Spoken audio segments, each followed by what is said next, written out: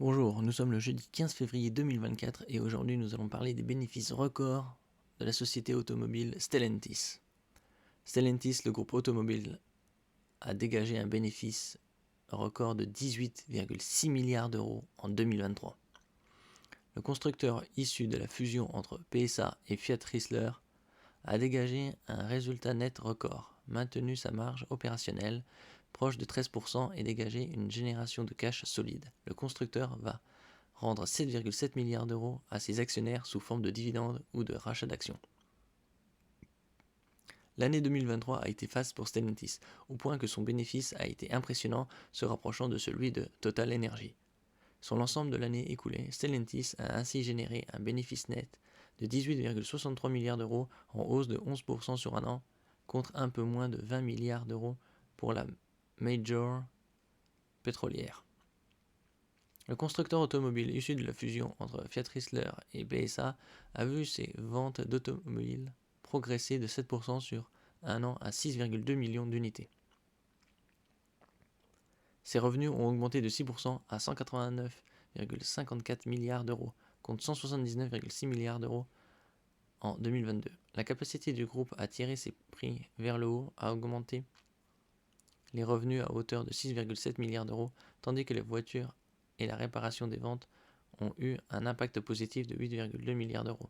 Les effets de change ont en revanche retranché 6,5 milliards d'euros de revenus.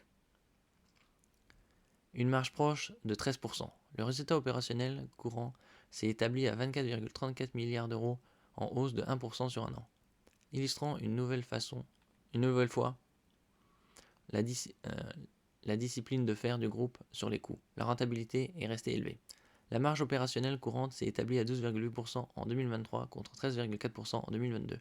En Amérique du Nord, région la plus importante pour la société, la rentabilité est passée de 16,4 à 15,4%, mais demeure à un niveau très élevé pour un constructeur mass market, c'est-à-dire marché de masse.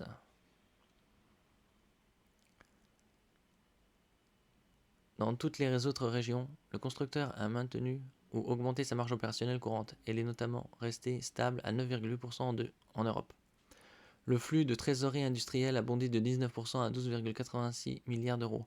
Selon consensus cité par Barclays, les analystes anticipaient des revenus de 190,36 milliards d'euros, une marge opérationnelle courante de 12,5% et un flux de trésorerie libre industrielle de 12,4 milliards d'euros. Les résultats financiers records d'aujourd'hui sont la preuve que nous sommes devenus un nouveau leader mondial de notre secteur et que nous resterons solides comme le roc à l'aube d'une année 2024 mouvementée, a déclaré le directeur général de Stellantis, Carlos Tavares. 7,7 milliards d'euros rendus aux actionnaires. Pour 2024, Stellantis prévoit de dégager une marge opérationnelle courante à 2 chiffres et un flux de trésorerie libre industriel positif. Fort de ces résultat, une nouvelle fois solide, Stellantis a annoncé qu'il proposerait une hausse de 16% de son dividende à 1,55€ par action. Le groupe a également annoncé un programme de rachat d'actions de 3 milliards d'euros qui restera exécuté en 2024. Au total, Stellantis va ainsi rendre 7,7 milliards d'euros à ses actionnaires en 2024, soit 26% de plus qu'en 2023. Et vous avez des actions Stellantis? Si oui, depuis combien de temps? Ou si vous prévoyez d'en racheter, au vu des chiffres.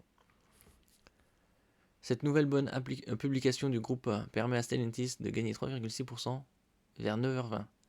Royal Bank of Canada note que le résultat opérationnel courant a dépassé les attentes au second semestre à 10,2 milliards d'euros, avec une marge de 11,2% contre 11% attendu. La banque souligne également que le flux de trésorerie a aussi dépassé les prévisions des analystes sur la période. Le groupe a par ailleurs annoncé qu'il tiendrait une journée dédiée aux investisseurs le 13 juin prochain. Oui, on produise 6,2 millions d'unités. Ils sont encore un peu loin d'être numéro 1. Mais avec une bonne marge comme ça, s'ils investissent, c'est possible que d'ici 5 ans, ils deviennent, voire 10. Merci pour votre écoute. N'oubliez pas de mettre un j'aime, un commentaire, de partager et de vous abonner à la chaîne. À la prochaine fois.